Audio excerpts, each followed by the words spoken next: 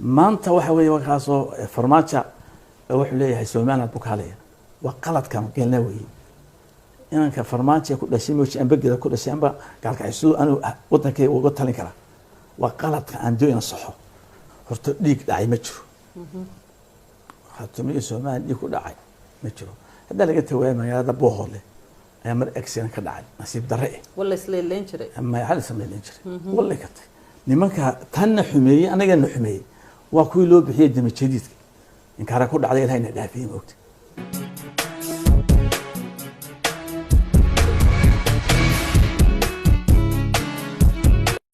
waxaad carabka ku dhufatay in aad wadankii markuu qaran ahaa ee la isku jiray aad wax ku soo baratay sidoo kale waxaad ka ahayd madax oo waxaad soo qabatay xilal Soomaaliya kamid aha haddana waxaad tahay dadka ugu badan ee ololeeya inay kala go'do qarannimadii Soomaaliyeed maxaa kalifaytaa horta maanta dhibaatada haysata Soomaaliya waa isku darkii qaladka ugu weyn ee taariikhan ee dhacay waxa weeye Soomaaliya isku daray wata maanta halka ina dhigtay weeye isku darkii ka dhacay Eritrea iyo Ethiopia isna qalad buu ahaa waa tila saxay isku darkii ka galay Senegal iyo Gambia qalad buu noqday waa tila saxay anu waxaan u arkaa qaladkaas dhacay ee xasuuqa keenay ee burburiyay jaceelkii Soomaaliyimo ee burburiyay Soomaaliyeenimadii ayaa horta waxaan waa dawadii Soomaaliyeed in la kala tago waa dawada geeska Afrika waxa anaga bariga wana waday ee waabayaasha waday waxaad in shan Soomaali la keeno shantii Soomaali suurta gali weyd taasoo NFD Djibouti Soomaaliya inta maqashay Soomaaliya markaan waxaan arkaa inay tahay danta Soomaaliyeed waan weydiiyay madaxda Soomaaliya bal ana ugu fogaan Soomaaliya dhiga halkan maxay Soomaaliya dhibaato u leedahay Soomaaliya leeyma keenin ansar hadda la ii keeno ilaa dhibaataas leedahay oo Soomaaliya u leedahay Faranka qaadla laakiin waxa doonsan waa justify garaysa halkan waxa weeye anagu maanta Soomaaliland gacantaan ku haynaa عدالة وكين دون إن شاء الله تعالى Soomaaliya jirin Soomaaliya ma jiro أنا Soomaaliya wuxuu iga heliyaa markuu Soomaali mideeyo Soomaaliya Itaaliya laba dalbana yani shan buu ka dhigay shan Soomaaliyeed ayaa ku dhigay oo reer u sameysano been ah rasuulana ilaahay kaale waratan hagaaji tan ka inta ka baabisid dawlad goboleedka qabaal ku sameysana suurtagal ka heen markaas ay oran kartaa marka hadda ay timaadid way doodi هذا يتصفى جريسان وكتصفى جرينا يقولون يستوي إنه في أي هاي يقولوا قالوا هذا يقول هادينا تأكلوا قال لكن لا يستوك لكن الله ما أنت وحوي وخاصة فرماتشا وحليه سومانا بوكالية وقلت كم قلنا وي إن كفرماتشا كل شيء مش أنبقى كل شيء أنبقى قال كعسو أنا وطنك وقلت لك وقلت عندنا الصحة farmaajo waa madaxweyne Soomaaliyeed oo la doortay yaa doortay waxa doortay shacabkiisa iyo baarlamaankiisa ku eekaado aniga soo igu talay waxa moodaa Soomaaliland inaanay ictiraaf helin ma aniga waa ictiraaf waxa weeye awoodigu ma leh waan ka xoog badnahay waan ka ciidan badnahay waan ka dawladeysanahay waan ka dumaraadisanahay inuu horta meeshiisa hagaajiyo ayaa weeye aniga markii soo hagaagto koonfire aan hadal soo nimaadna horta hadalku waa u socdaa hadalku u socdaa waxaan waxaan isku darsanay kala iyo wax isku darsan mayno deeqanci maxaa anu dalban haystaayo sida Kenya sida Ethiopia marban damcay inaan wax kula yeesho markiina xasuuq ba yimi maxaan ku imooti fikranaya maxaad igu soo xirigelinaysaa adii haysa oo modern state haysa marka waxa weeye in anaga qaladkii aanu sameynay la nagu dhaqdhaqaajiyo oo inaya amba kolonii ila madaxweyne aan heeno meer herge Muqdisho ah oo Muqdisho xitaa aan lagu ilaaliyo shisheeye in Soomaaliland ka hadla wax arkeen aqal xunata wartan hagaaji wali waxaan jeclaan kula hagaajiyo laakiin Soomaaliland ma jirtay Soomaaliland dawlad goboleed iyo waxay ku hadlaan Maxamed Cabdullaahi Farmaajo adduunku wuxuu u aqoonsan yahay inuu yahay madaxweyne Soomaaliya أبغى ما قصة runta sheegaya soomaali waxa qofku waa inuu dalkiisa ku xukumaa sharcigiisa ku socdaa dadkiisu ogol yahay inuu madaxweyne yahay Somaliland aad baa looga hambaliyay habeenkii uu madaxtinimada anaaba hambaliyay yar iyo weyn waa la hambaliyay inkastoo magaciisa ku wareereen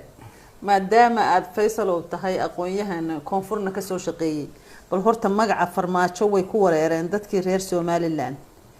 afafka halkuu kaga jira farmaajo maxay tahay farmaajo farmaajo af Talyaani anu soo laga afkay dhulka laga yaqaan xaga farmaajo ya waa af Talyaani oo hadii lay wareen warintu af Talyaani ma yaqaanaan marka la fasiro maxay noqonaysaa farmaajo farmaajo kabarku ah farmaajo kabar maaha ma baa kale cun jiro aniga taxamar ku soo gaarnay farmaajo farmaajo waxa weeye cheese waxa uu kale cun jiro exact waana nickname oo waa naanaystiisa waqti awoodi maxamed cabdullaahi wada hadal inaan la sii furtaan imika diyaar ana maxamed cabdullaahi ma ku wadkiisa hagaajisto horta dalkiisa dalka liin madaxweynaha ku tahay 300 ku door 180 ku doorteen horta hagaajisto markuu ka hagaajiyo ayuu anaga noo iman karaa loonta Soomaaliya wada hadlay si 60kii oo kale laakiin aan meeshiisii ba hagaajisan oo intaasoo challenge hor yaalaan oo dibaddu ka yimi oo dibadda ka yimi magaalada joogaa waa magaala aanu grassroots support ku lahayn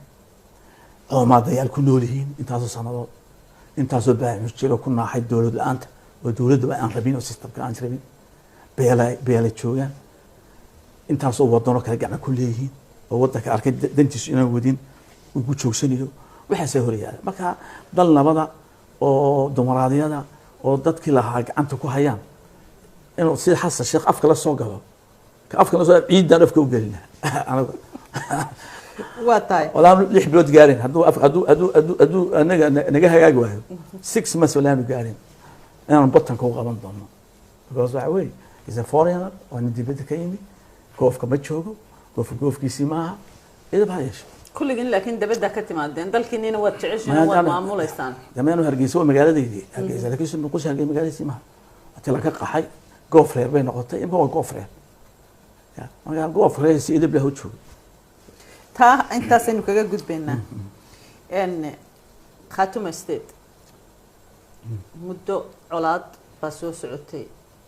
dhiig baa daatay waxa weeye wadan Somaliland ah ayaa Somaliland ku muranta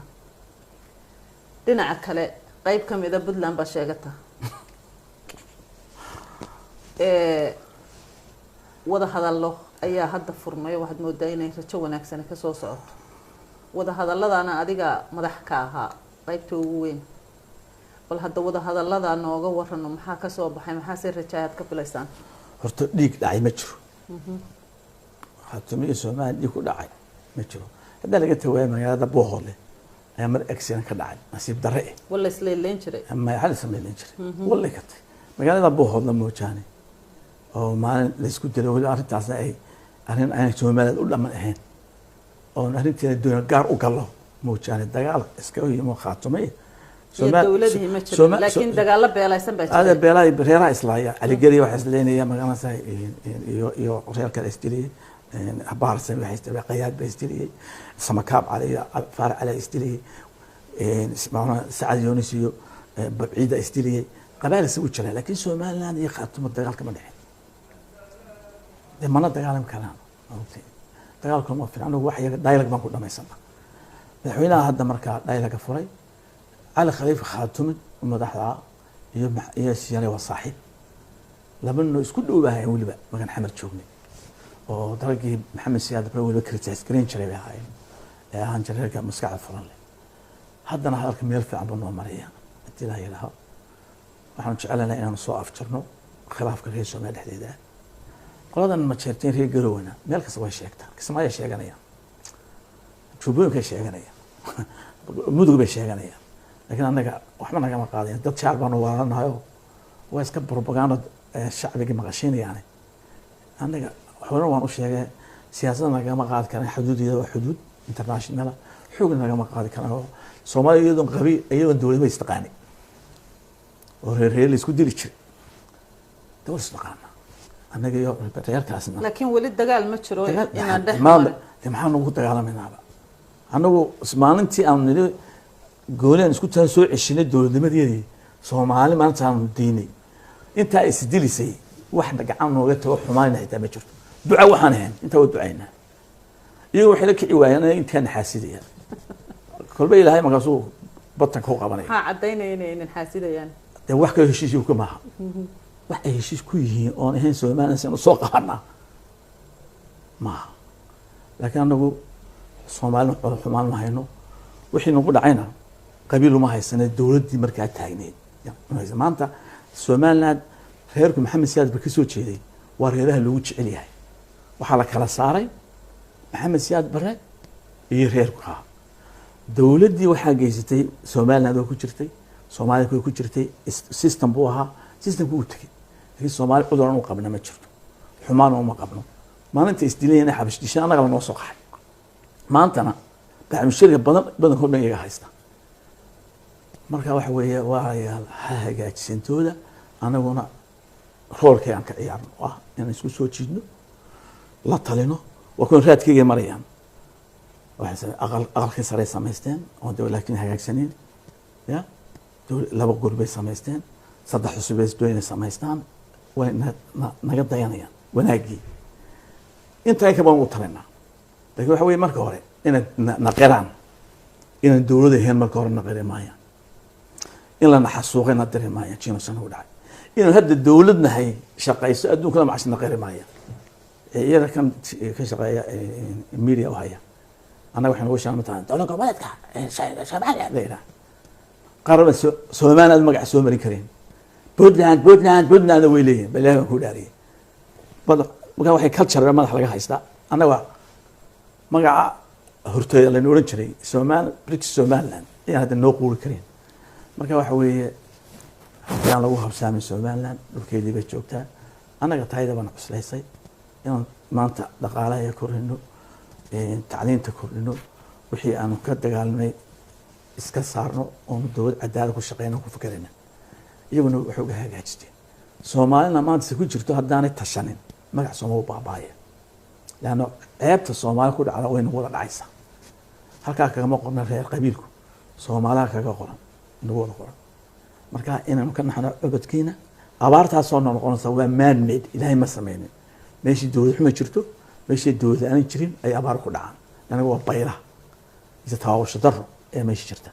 marka inaan maanta Soomaali in fidii halkan bay joogto oo fiican tahay kala heshan oo fiican yahay Jabuuti way fiican tahay Soomaali qaar ba hagaajin degaro way hagaagsan tahay Soomaaliya waa okay inaan isku tagno oo hagaajino halkay naga xun oo Soomaali hagaajino ayaa waajibkeenu weey laakiin in lagu habsaamo Soomaaliland oo yaa Soomaaliya xumay halka laga xiro waxa Ilaahay baa subxaanahu wa ta'ala ayaa wax xiri kale Maxamed Siyaad Barre dabcan SNM afar injil la ku sheegi jiro wakii isaga injirtii yeeshay ee si qaxoonti noqday marka wadadii lagu jabay lama maree aan wado wanaagsan samaysan madaxweynaha yare imanka qabsaday Soomaaliya hadda wax bamuu haynin meesha